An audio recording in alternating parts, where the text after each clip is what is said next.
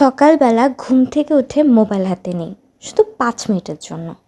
কিন্তু কখন যে 1-2 ঘন্টা কেটে যায় বুঝতেই পারি না। তোমারও কি এমন হয়? আমরা কি আসলেই মোবাইল চালাচ্ছি নাকি মোবাইল আমাদের চালাচ্ছে?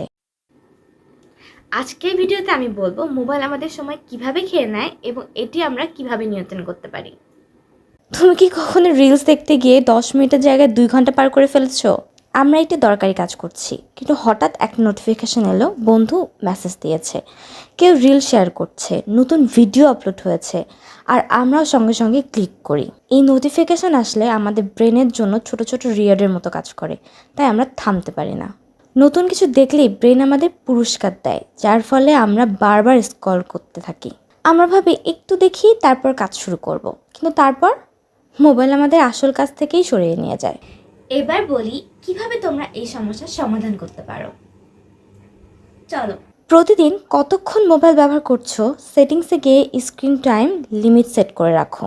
সব নোটিফিকেশন দরকার নয়, তাই অপ্রয়োজনীয়গুলো বন্ধ করে দাও। কাজ বা পড়াশোনার সময় ডু নট ডিস্টার্ব মোড চালু রাখো, তাহলে বারবার ডিস্ট্রাকশন হবে না। ফোনের রং কমিয়ে দিলে আকর্ষণ কমবে, ফলে অপ্রয়োজনীয় স্ক্রল কমে যাবে।